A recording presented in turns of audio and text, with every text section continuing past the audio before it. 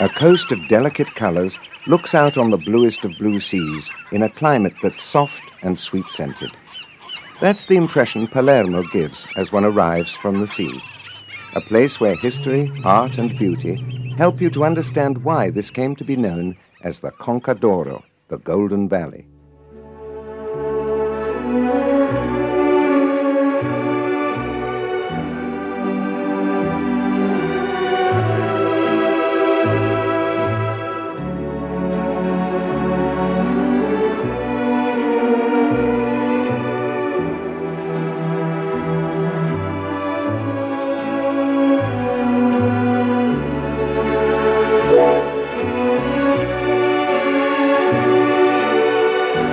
The first settlement here was in the 8th century BC. According to history, the Phoenicians landed here because it looked so inviting. A wide bay facing a calm, translucent sea, land made fertile by an abundance of water and blessed with warm, sunny weather for most of the year. In time, the Greeks came, the Romans and the Arabs. Then later, the Normans, the Swedes, the Aragons, the Spanish and the French, right up to the time of Garibaldi and the united modern Italy of today. The heart of Palermo is Piazza Villiena, where the two main streets meet, Via Maqueda and Corso Vittorio Emanuele. The square is commonly known as I Quattro Canti, or the Four Angles, because of the four corners in which splendid examples of Baroque decoration can be seen. Fountains with statues that symbolize the four seasons, the Spanish kings, and the four saints of Palermo, Cristina, Oliva, Agata, and Nympha.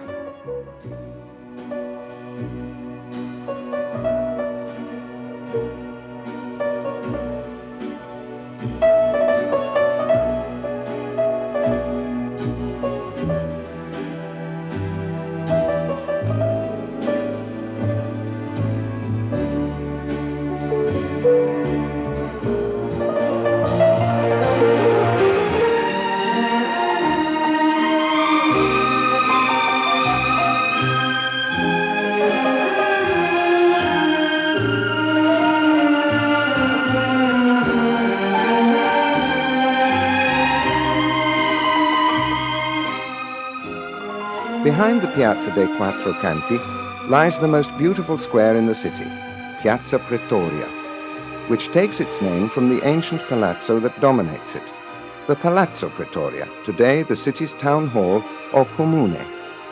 It dates from 1463 and was built to house the parliament of the city, the Senate. Jewel of the piazza is the marvelous fountain which adorns it, a sumptuously rich work of art with dozens of statues representing pagan gods, mythological and allegorical figures.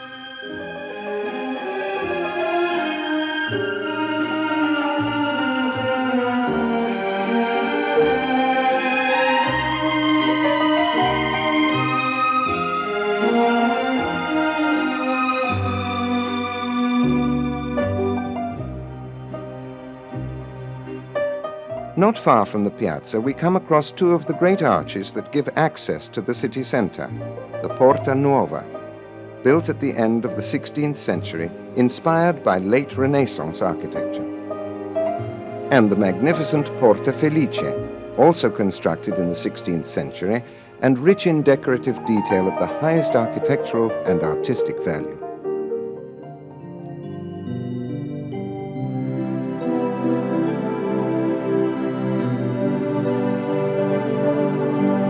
The monument which represents the city best is the exquisite cathedral, erected in 1185 by the Archbishop of English origin, Gualtiero o Famiglio, on the ancient site of a Roman basilica, which had been turned into a mosque by the Muslims.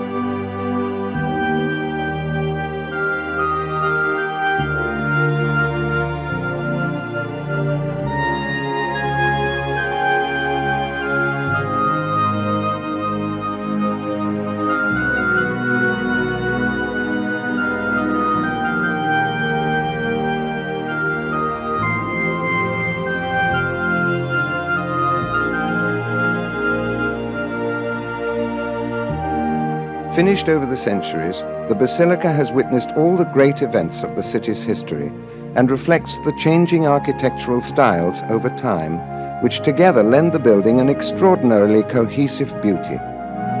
The interior is reached through a great door with 3 arches, surmounted by a niche in which there is a mosaic of the Virgin Mary, a small jewel of the Aragonese Gothic style.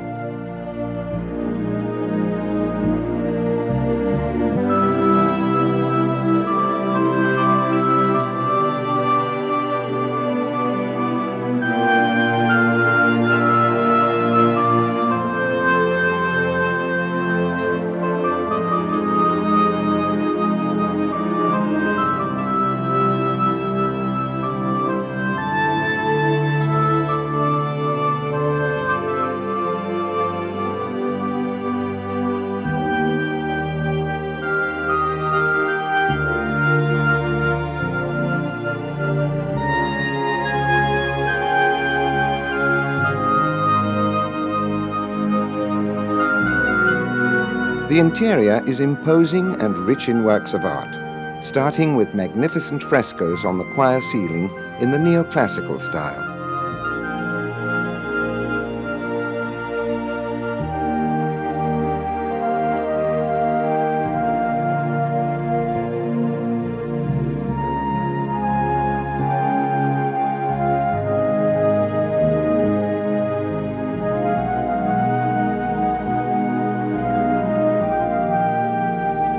The throne of Ruggiero II is simple and regal. He was the son of Ruggiero I, who banished the Arabs from the city.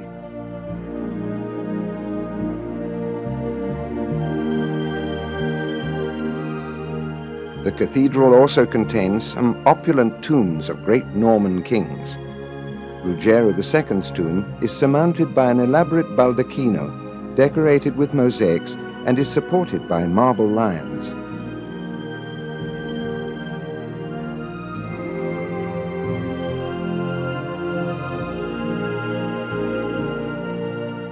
The tomb of Costanza d'Altavilla, wife of Enrico IV, is made of solid porphyro and also boasts a splendid baldacchino.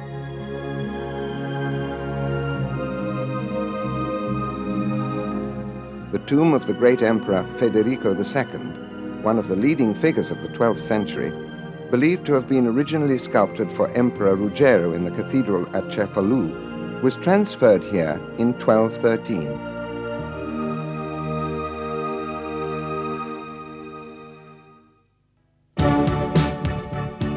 Of the period of Arab domination, from 831 to 1072, unfortunately little remains.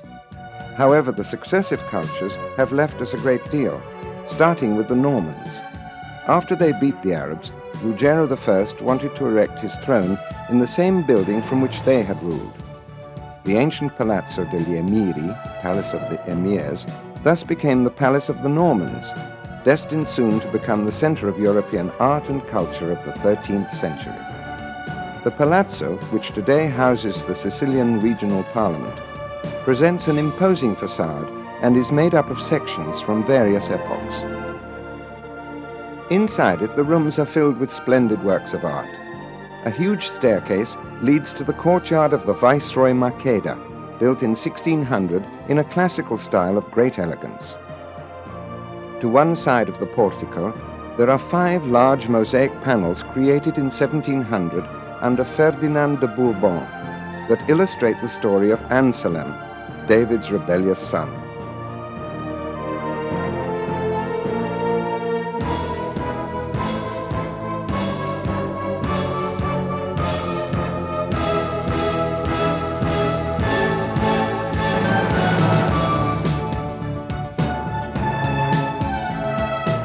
Various towers complete the architecture of the palazzo. This is the Torre dei Venti, Tower of the Winds, ancient chapel of Jerusalem, whose ceiling, which was demolished at the beginning of the 18th century, is covered in fake mosaics.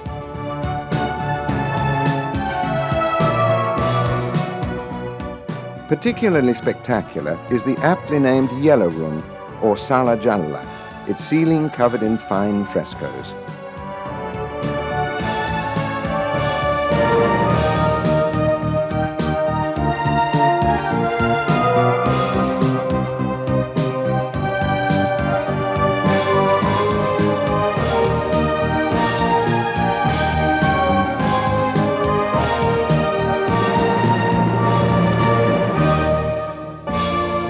Torre Pisana, or Pisan Tower, 15 meters high, contains a great hall with a cross-vaulted ceiling where the king could hold audiences.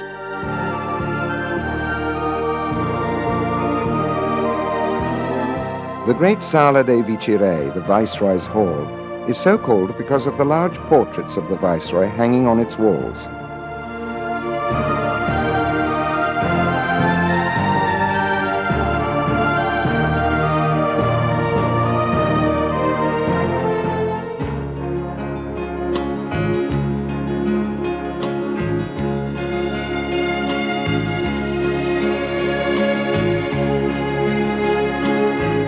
But the most famous and luxurious place of all is the magnificent Palatine Chapel, one of the city's greatest glories.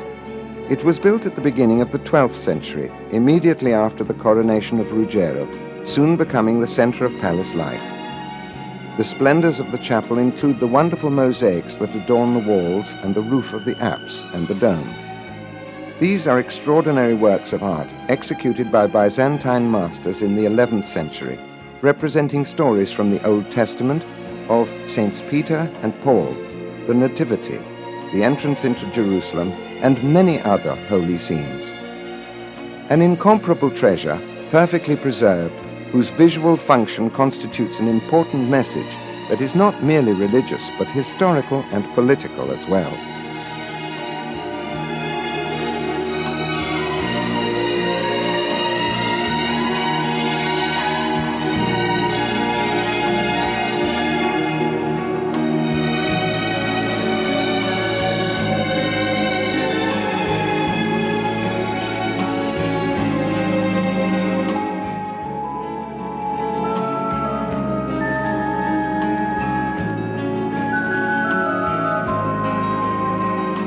Dominating the chapel is the overpowering presence of Christ Pantocrator, Lord of Creation, according to Byzantine custom, who gives the blessing in the Greek manner.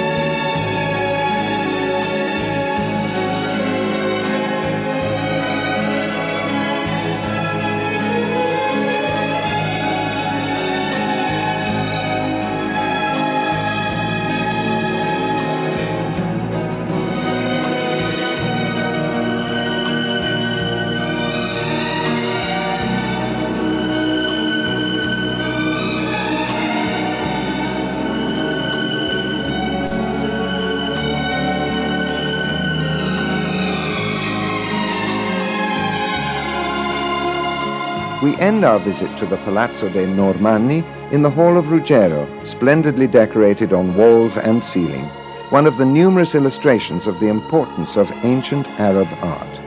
Many of the greatest works of art in Sicily can be traced back to the work of Arab artists, which only goes to show that the Norman and Swedish conquerors, though regarding them as their enemies, respected and absorbed the influence of their culture. And it is in these sumptuous yet subtle places that the most important European culture was to between 1200 and 1300. Here the emperors gathered together the best scientists and poets, musicians and painters of the time. It was in the era of Federico II that Sicilian poetry flowered, becoming a cornerstone of future Italian literature.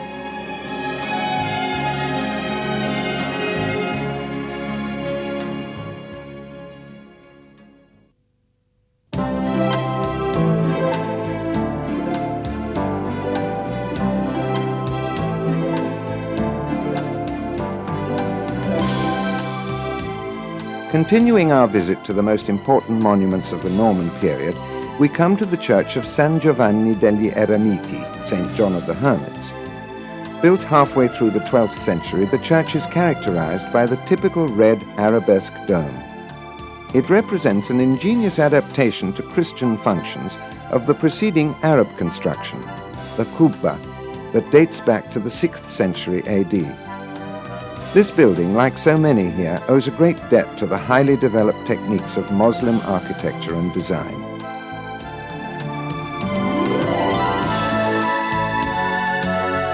Similar in layout to San Giovanni degli Eremiti is the church of San Cataldo, not far from Piazza Pretoria and the Quattro Canti.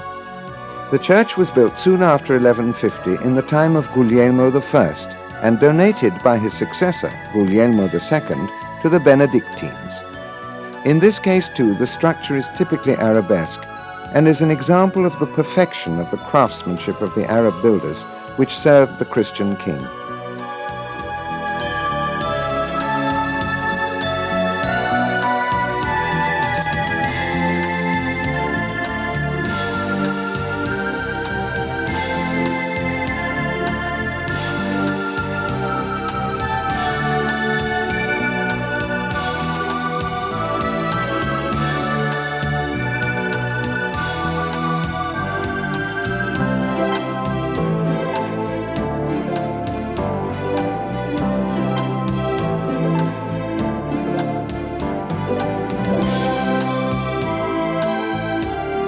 Beside San Cataldo, we find another important artistic landmark of the city, Santa Maria dell'Ammiraglio, better known as the Martorana. Completed in 1143, the church has undergone many alterations over the centuries. Of the original structure, only the elegant campanile remains, while the present facade, typically Baroque, contrasts strikingly with the rest of the building.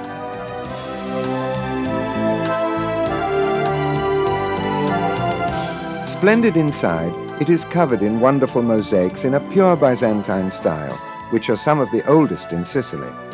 From high up in the cupola, the solemn figure of Jesus Christ dominates everything else, surrounded by 4 angels, while the figures of the apostles, the 4 evangelists, and the prophets cover the walls of the drum and vault above the altar.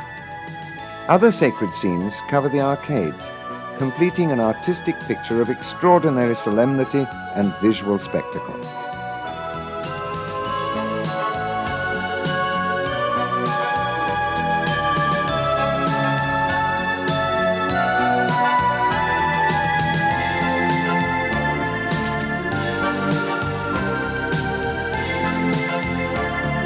The same person commissioned the Martorana, Giorgio d'Antiochia, King Ruggiero's great admiral, who had it built in 1113.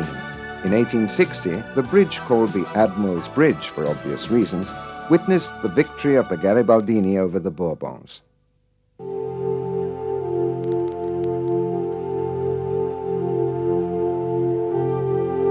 There are numerous other examples of Norman art to be found. The oldest church, that of San Giovanni dei Lebbrosi, St. John of the Lepers, according to many historians, was begun by King Ruggiero as far back as 1071, a full year before the Normans actually managed to enter Palermo.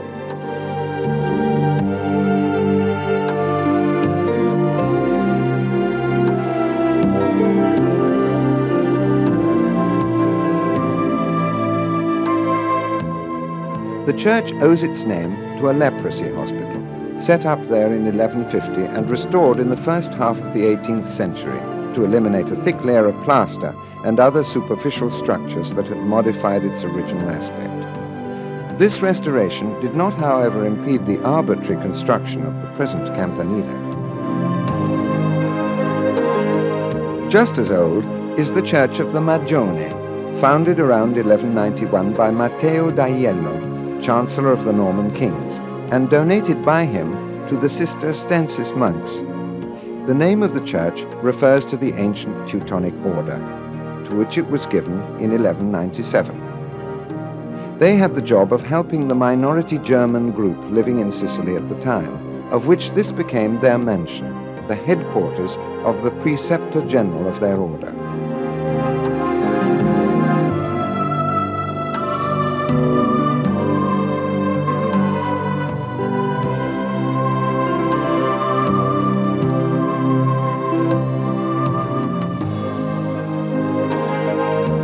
On Easter Monday, 1283, while celebrating Vespers, some French soldiers offended the Sicilian women present at the service in the church of Santo Spirito, causing a violent reaction on the part of all Sicilians, who rose up in revolt all over the island. The incident, remembered as the Sicilian Vespers, led to the final overthrow of all the French in Sicily. From that moment on, the church itself came to be known as Il Vespro. The interior of the building, which today has no facade, has a Latin plan with 3 naves divided by tall columns and is of an extreme solemnity.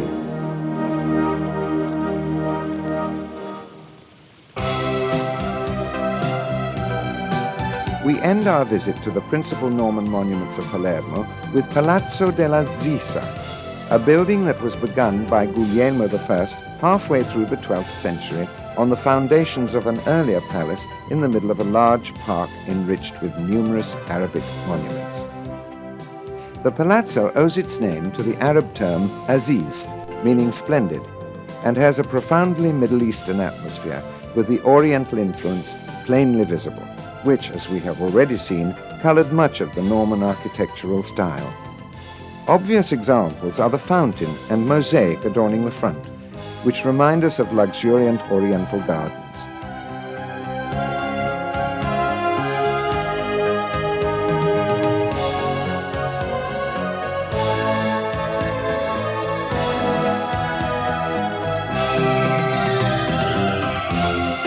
Serious and serene inside, it is ventilated by an ingenious air conditioning system which enabled the Norman sovereigns to relax in cool comfort during the heat of summer.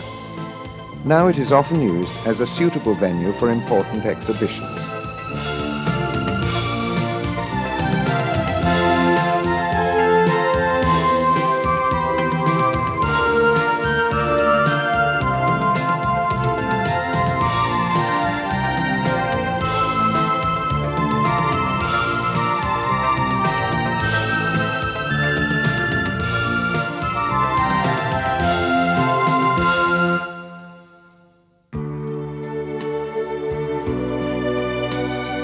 Jumping a few centuries, we find ourselves in another great epoch of the city, the Baroque period. One of the most sumptuous monuments of this era is the Church of San Domenico, built on the ruins of 2 other Dominican churches, one from 1200, the other from 1400. The present church dates from the mid-17th century and is an extraordinary example of the evolution of Baroque architecture, which from its severe Roman origins literally exploded into airy panoramas and scenic splendors. The Khalsa quarter of the city is down by the port and was a citadel where the ruling Arabs had established their headquarters. The Church of Santa Teresa, right in Piazza Khalsa, is surely one of the best examples of Grand Baroque, with its typically ornate facade perfectly preserved despite its age.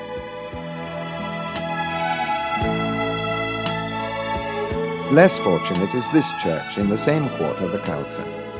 This is the church of Spasimo, whose ruins reveal vestiges of its complicated history and the complexity of its ancient structure. Raphael painted a picture especially for this church, the Madonna dello Spasimo, which in 1661 was sold to King Philip IV of Spain by a prelate in need of money. Today it resides in the Prado Museum in Madrid.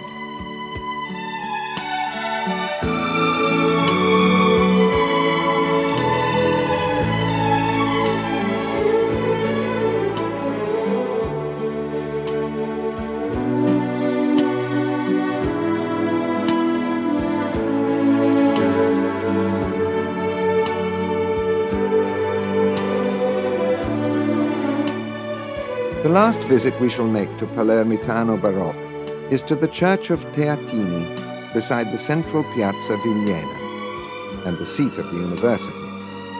The church was erected on the ruins of another on the orders of the Teatini, who had won a struggle in the 17th century with the Jesuits, who laid claim to the location. It took almost 40 years to complete, but the results were spectacular. The interior is entirely lined with precious marble, enriched by immense columns and decorated with wonderful frescoes. making it a truly important national monument.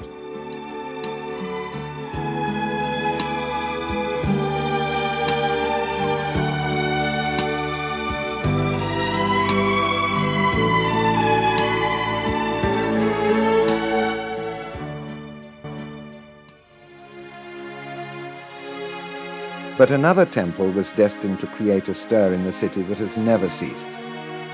We move now to the outskirts of Palermo, on a gentle hill from which the city seems hazy and distant.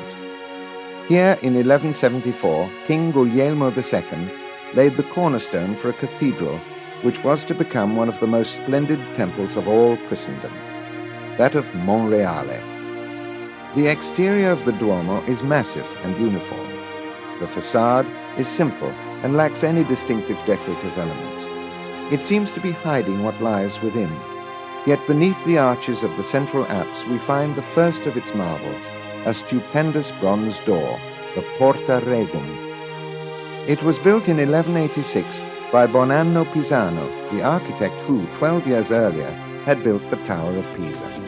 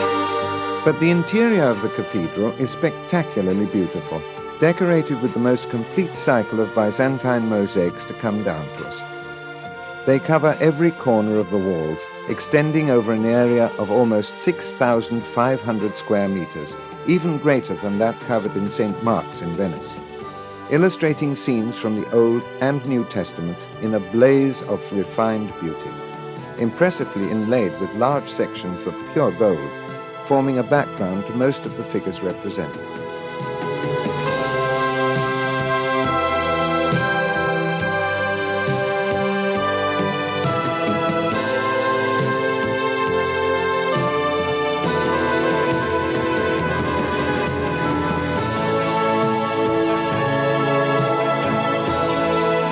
The whole is dominated by an incredible depiction of Christ Pantocrator giving the blessing.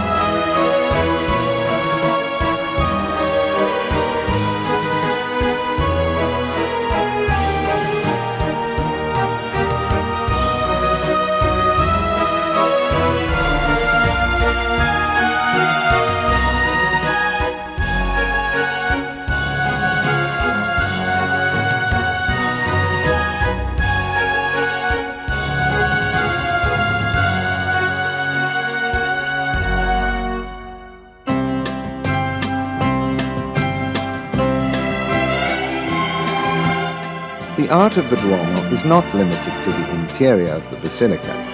Next to it is a wonderful cloister that we can visit, belonging to the Benedictine monastery, which of its kind has few rivals in all the world. Perfectly square, each side measures 47 meters, and it represents an excellent example of Sicilian Romanesque architecture. The cloisters contain 228 curled columns, each different from the others, encrusted with gold and decorated with mosaics and precious stones, worked in delicate bas reliefs.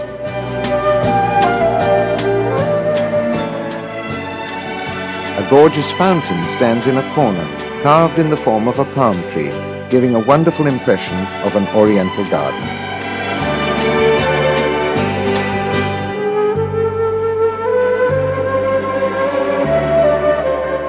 Equally extraordinary are the capitals, a marvelous sculptural anthology in which the religious figures blend perfectly with secular ones. They include biblical scenes, birds, animal fights, and numerous subjects of a wide creative imagination.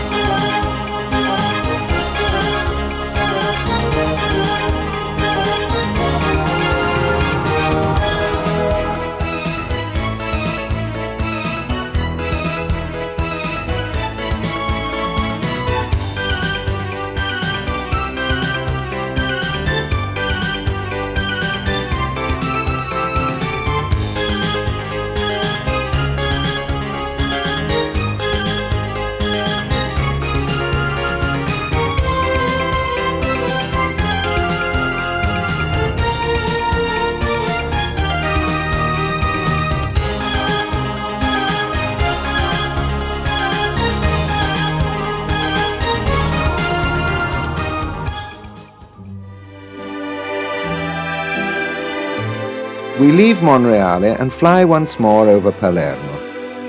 We're over the largest park of the city, the Favorita in the center, which is noticeable for a most unusual building, the Chinese Palace, which dates from the 18th century.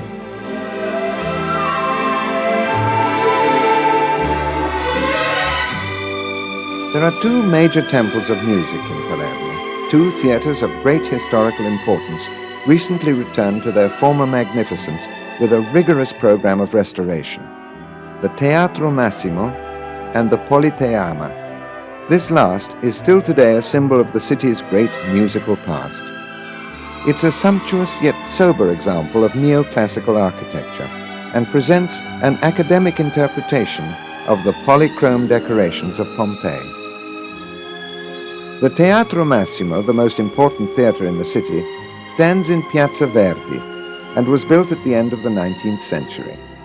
It's severe and austere, an obvious symbol of the will to keep it balanced and moderate, its architecture an expression of the bourgeois values of the time, which disapproved of all things extreme and espoused a rejection of the intemperate exaggeration of Baroque, which preceded it. Another sumptuous edifice. This is Villa Igea, a mythical place for the people of Palermo, which reminds them proudly and with perhaps a touch of nostalgia of the great days depicted in Lampedusa's novel The Leopard.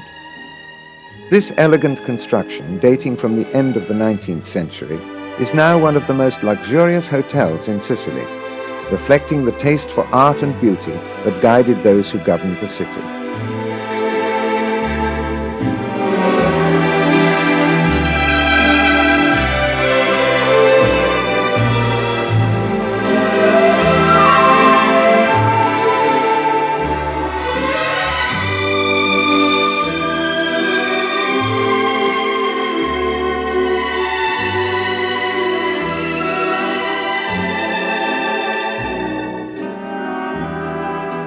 Now to a different sort of place. Founded in 1785 by the Viceroy Caracciolo, the Botanical Gardens of Palermo represent a precious occasion to sample the genuine pleasures of nature.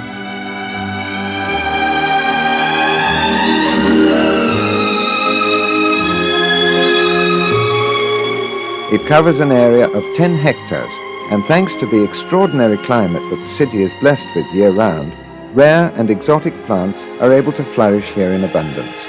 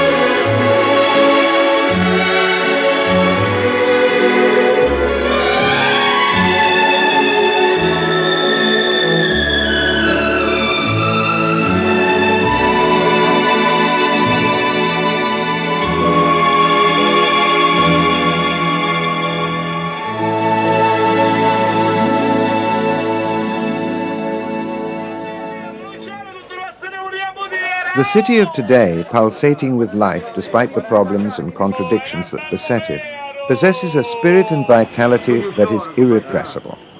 We cannot avoid a visit to the Voceria, the most famous open market in Palermo. It's become fashionable to visit this noisy and colorful place, where a cross-section of society mingles happily in the sunshine. Walking in the midst of it all, surrounded by the distinctive colors, sounds, and smells of the place, gives the visitor an idea of the character of the people, who can be simple and generous, as well as sanguine and passionate.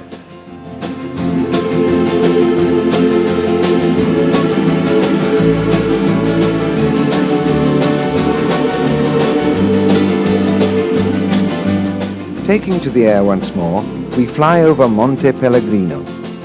From the summit, there's an unforgettable view of the Conca d'Oro. The occasion gives us the chance to visit a place that is sacred to the Palermitani. the sanctuary of Santa Rosalia, patron saint of the city.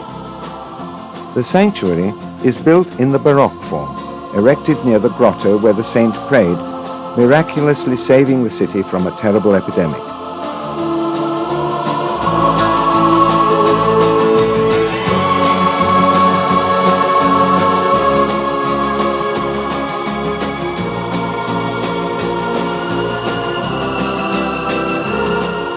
A statue of the saint covered in a golden cloak is still venerated today, and the water that pours from the rock is collected and regarded as holy.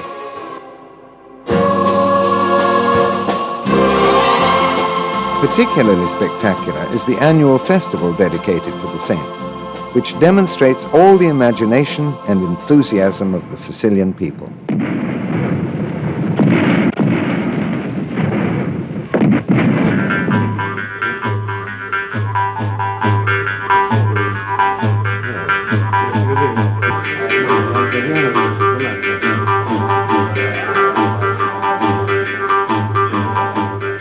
To all Sicilians, the customs and traditions that recall their history are of great importance. The painted carretti or carts carry the descendants of the ancient bards, who have transformed the history of Sicily into a living, breathing song, so clear and loud that it transcends borders and can be appreciated and understood by people of other lands. The puppet theatre, apparently so simple and naive, is really a manifestation of the national psyche and very much a part of Sicilian culture. Lo sapete? Non è giusto che siete cuciti. Questo è anche vero. E dunque, vi battete per amore e non per la difesa della santa fede. Cosa dici mai, cugino? Io voglio Angelica a tutti i costi, anch'io. Angelica è mia. No, è mia. Angelica è mia.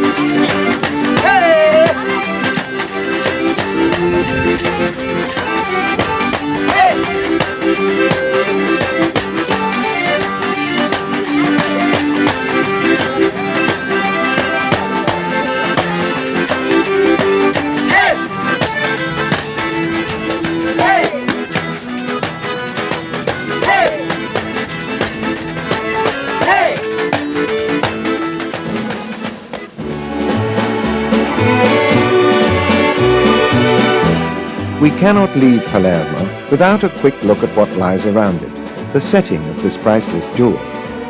First of all, there's the glorious sea.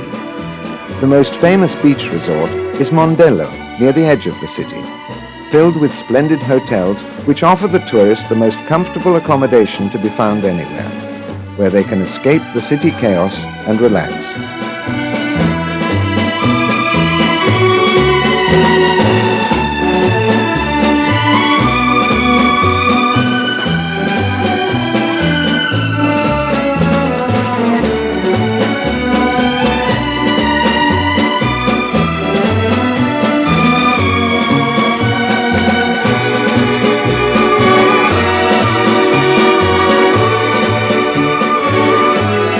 There are many other interesting local spots, each with its own special story, like the Isle of Femmine, whose name conjures up an ancient prison for women, which was situated here.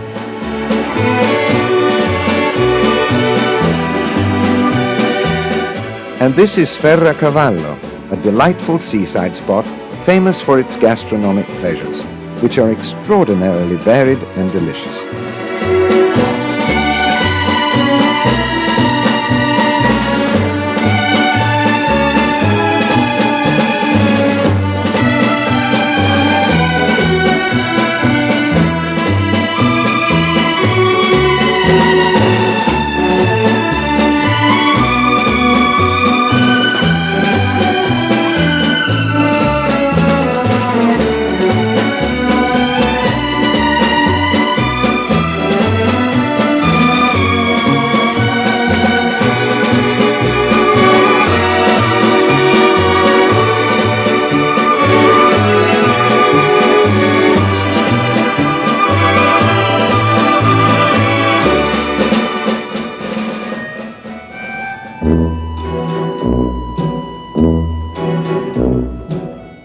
a small town very close to Palermo, where the nobility of Sicily chose to build their summer villas in the 17th century, making it the smart resort of the rich.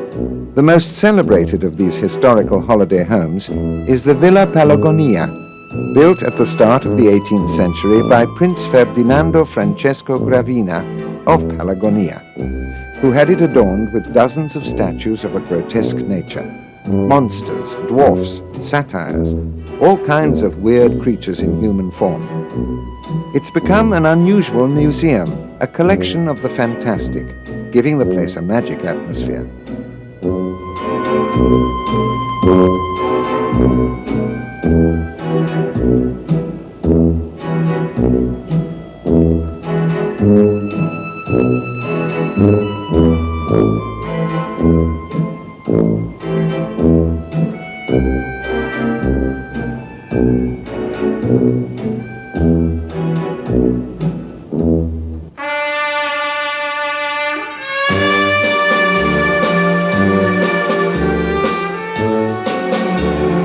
Night falls once more over the city.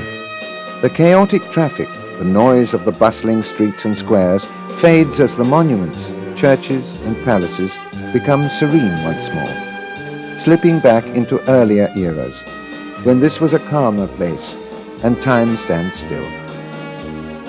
Back it goes into its sometimes turbulent past, showing signs of change, but retaining its soul and its character.